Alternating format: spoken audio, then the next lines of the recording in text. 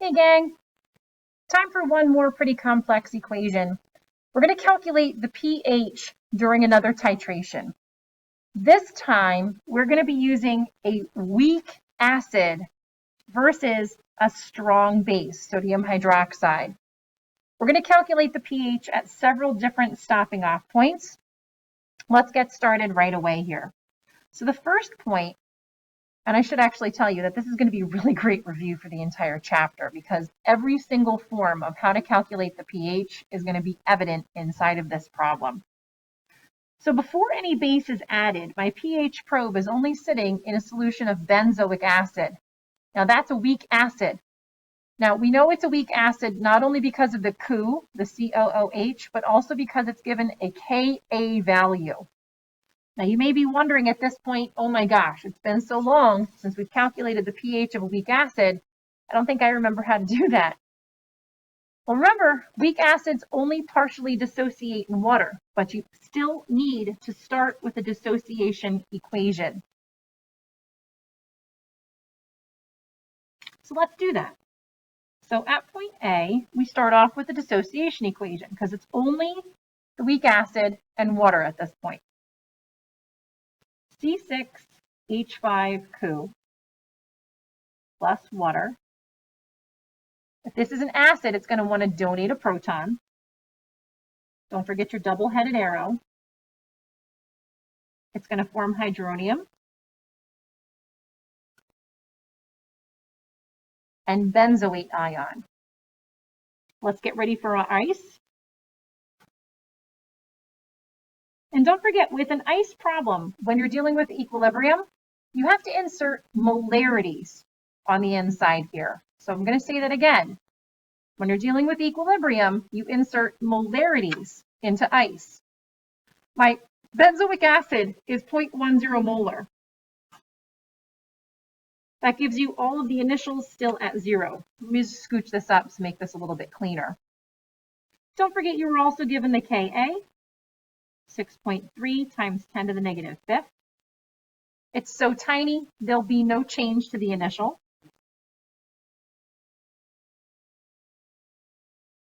And then let's figure out the end here. So we would have 0.10, x, and x.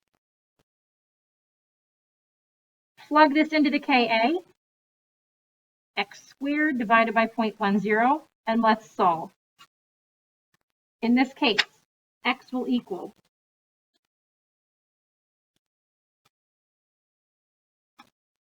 I'm going to get about 2.5 times 10 to the negative third. Now, why do we care about that? X is hydronium. That's my pathway forward to pH.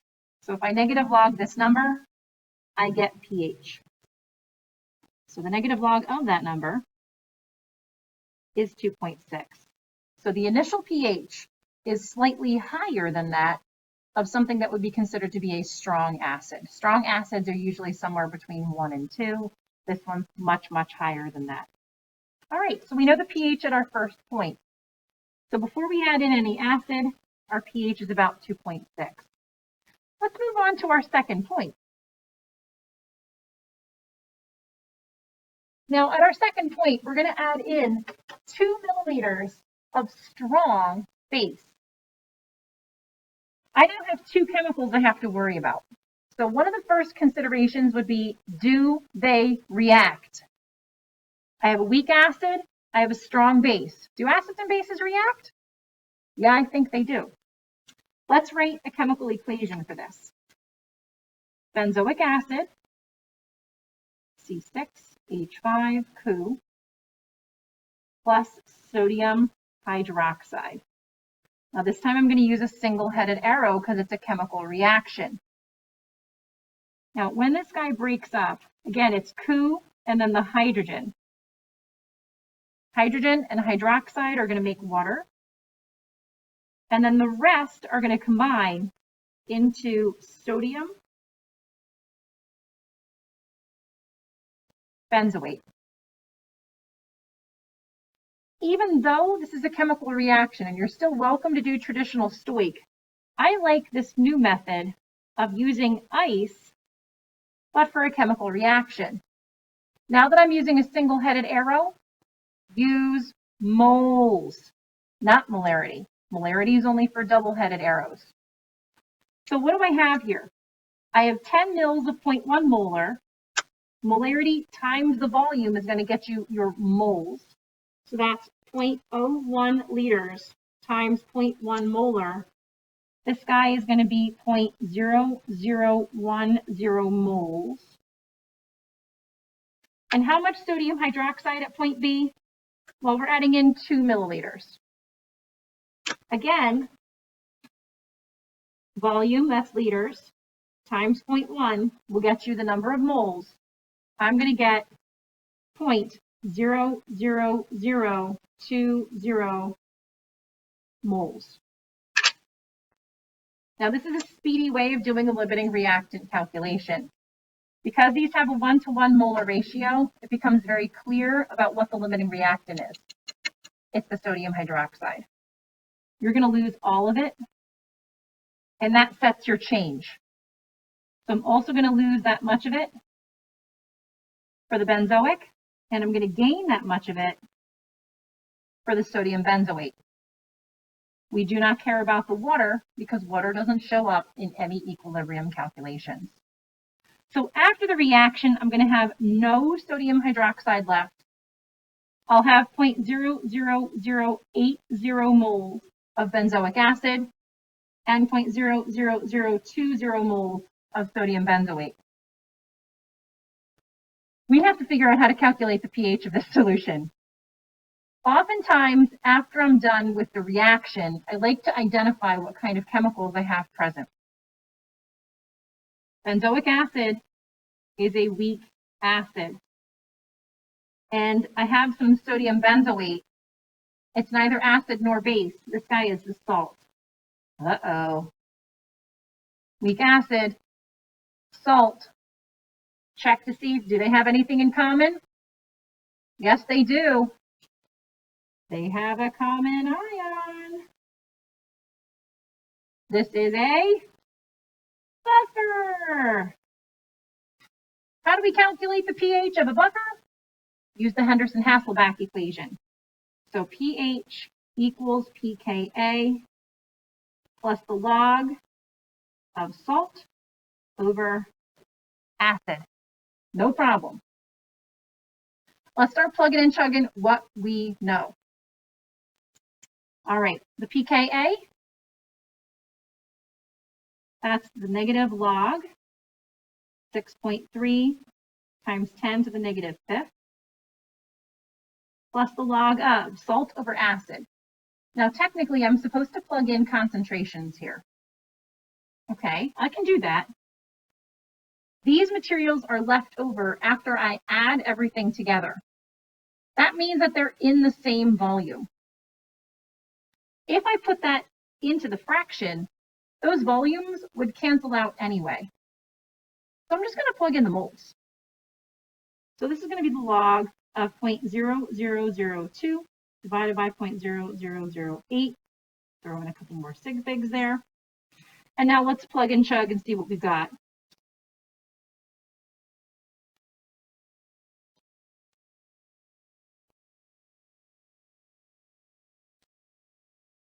All right, throwing it into the calculator. Of course, I'm going to get the wrong answer.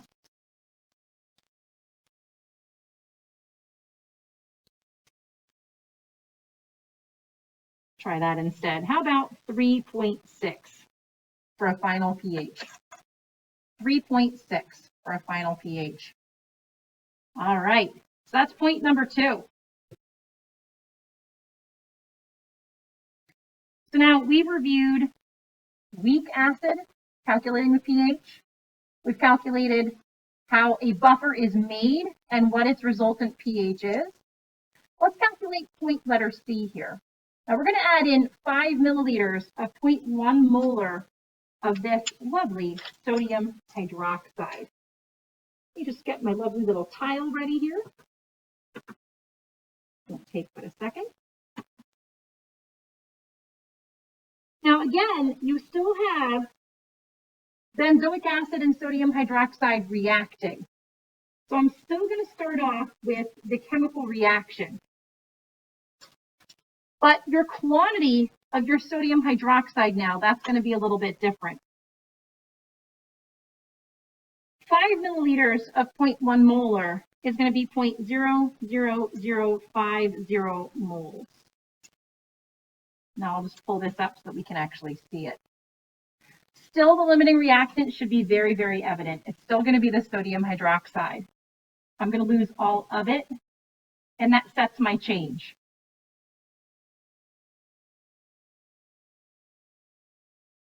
So after the reaction is done, I will have no sodium hydroxide. I'll have 0.00050 moles of benzoic acid and 0.00050 moles of sodium benzoate. Now I want to draw your attention to this point specifically. How much of my acid got used up here? Notice how it's exactly half. This magical point is called the half equivalence point. Regardless of the name of this particular point, I still have a weak acid and I still have a salt of a common ion, and I still need to calculate the pH. This is still a buffer. So the pH is going to equal pKa plus the log of my salt over my acid. No big deal. Plug and chug. pH equals negative log 6.3 E negative 5 plus the log of my salt. Again, I'm just going to use the moles because the volume would cancel out, divided by my acid. pH 4.2 at this particular point. Now, before we leave this tile, I want to draw your attention to this fraction. Doesn't this fraction simplify to 1? And what's the value of the log of 1? 0, right? So at the half equivalence point, 100% of the time, this term wipes itself out. So at the half equivalence point, pH will only equal the pKa.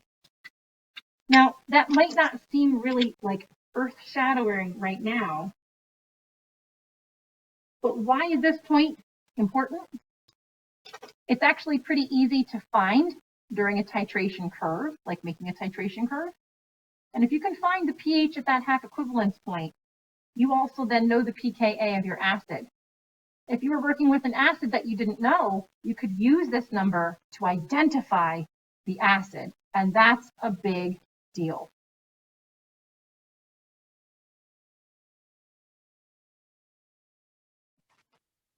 So it's time to calculate the point of our next pH point, and that's going to be at letter D, after the addition of 10 milliliters of 0.10 molar sodium hydroxide. Again, the first question that should be through your head is, if I have an acid and I'm adding it in with a base, will a reaction happen? Yes. So you're going to need to write out the equation for that chemical reaction. So let's take a look at what that will look like. Alrighty. So here we will have the reaction of the benzoic acid plus the sodium hydroxide. Single-headed arrow for the reaction. That's going to equal water plus that sodium benzoate. And again, when you're doing the reaction, always convert to moles. We're not going to use molarity with that single-headed arrow. Now, the benzoic acid, 10 mils of 0.10 molar is 0.001 moles. But this time, again, we're adding in 10 milliliters of 0.1 molar NaOH. That in moles is 0.0010 moles. Now, you might be wondering, wait a minute, how am I going to know what the limiting reactant is, because I have the same amount of both of these chemicals?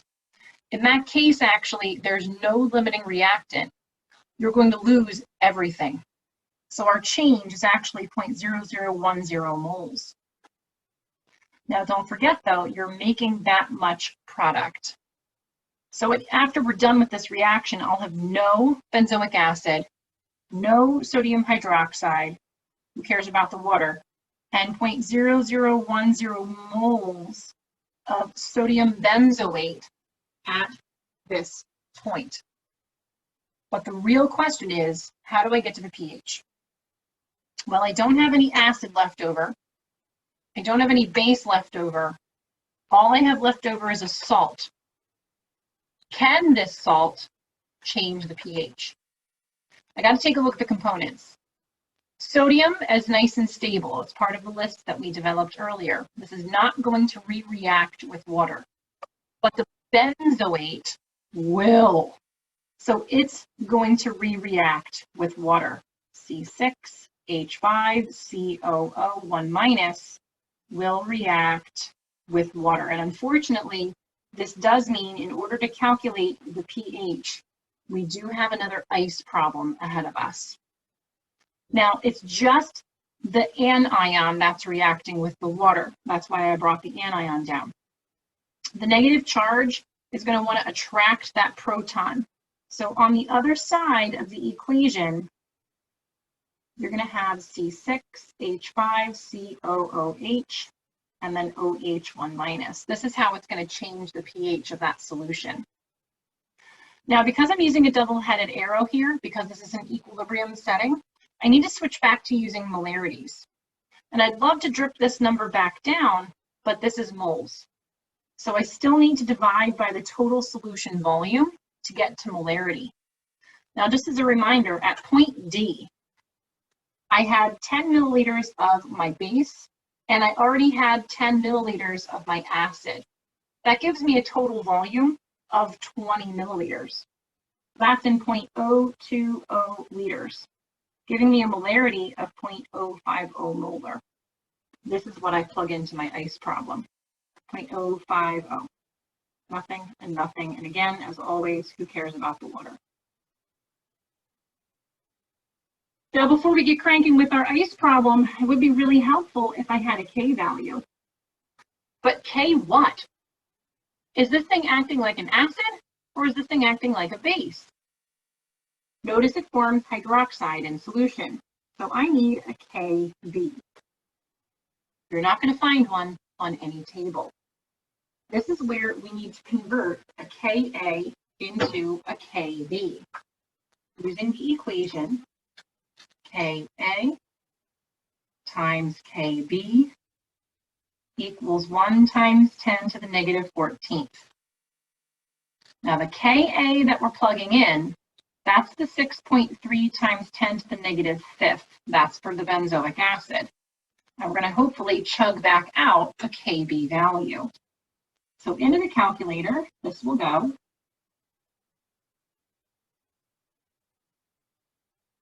Final answer comes out to be 1.6 times 10 to the negative 10th. All right, so we have our Kb value. Let's plug that back into our. So 1.6 times 10 to the negative 5th. If it's to the negative 5th, no change to the initial. Those should be both plus x's, my fault. 0.050 x and x. So at equilibrium, I should have x squared divided by 0.050. Now we do need to do some math here, and I am obviously out of space on this slide. So I'm going to scooch this up just a little bit so we have some more room, and I'll continue underneath here. All right. So when I actually throw this into the calculator, I find out that my x value is going to be equal to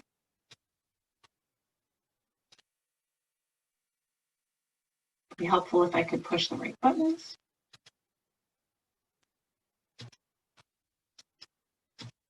How about 8.9 times 10 to the negative 4th?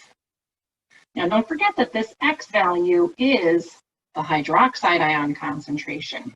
So if I negative log that, I'm going to get to POH.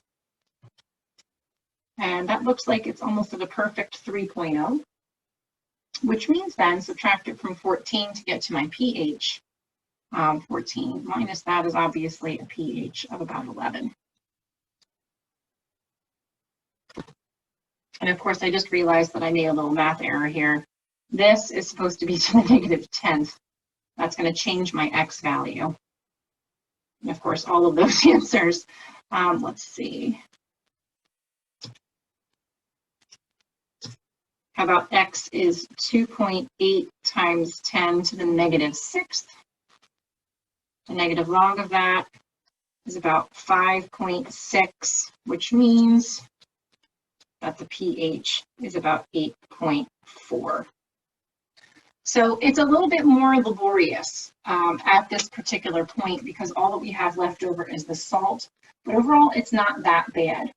I want you to take a notice of where this actually is in the titration in general.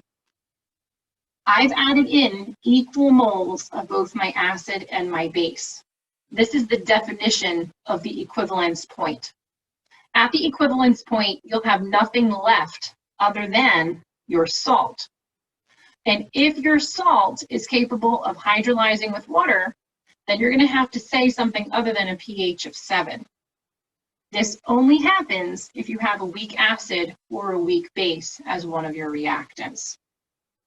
All right, so only one more point to calculate now. We've seen our equivalence point, and we've seen our half equivalence point. We've also seen that the pH at the equivalence point is going to be up there. And that was what, 8.4. Goodness gracious. This point was the half equivalence. And this point was equivalence. So that must mean if I add in a little bit more of my sodium hydroxide, I should be past the equivalence point. All right, so let's get started then. So this time I'm adding in 15 milliliters of 0.1 molar sodium hydroxide to the benzoic acid. Yes, it's still a chemical reaction. Still the same equation that we had before, but this time, once you figure out the number of moles of the sodium hydroxide, it's 0.0015 moles. Limiting reactant switches this time. Now it's the benzoic acid. We're going to lose all of it. But we're also going to gain that much in the sodium benzoate. After the reaction is done, I'll have no benzoic acid, 0.0005 moles of the sodium hydroxide and 0.0010 moles of the sodium benzoate. All right, so now we need to try and figure out how to get to the pH of this solution. Very helpful to figure out what I have present. Sodium hydroxide is a strong base, whereas the sodium benzoate is just a salt. Is this a buffer? No, it is not. Buffers have to be made from weak bases or weak acids and a salt with a common ion. This doesn't fit the bill. And quite honestly, compared to what the strong base can change the pH, this salt isn't going to touch it. So really, if we're calculating the pH, we only worry about the strong base. Now, if it's for a strong base, we're going to go through POH, and we simply need to negative log the concentration of hydroxide. Strong bases fully dissociate, so as long as I know the molarity, I plug, I chug, I get to a pH. We have 0.005 moles. I still need to divide by the total volume to get to my molarity, so I can negative log it. Now, just as a reminder, you had 10 milliliters of your acid and you had 15 milliliters of your base. So my total solution volume is 0.025 liters, giving me a molarity of 0.0005 divided by 0.025. Just want to double check, make sure I'm doing it right. 0.020 molar. This is what I'm going to plug into my POH calculation. Looks like my POH is about 1.7. Subtract it from 14 and you'll get your final pH, 12.3. So I think overall this is a pretty good review of how to calculate the variety of different types of solutions that you're going to find during a titration. And notice how dramatically these pHs are compared to the first titration calculation we did with the strong acid, strong base.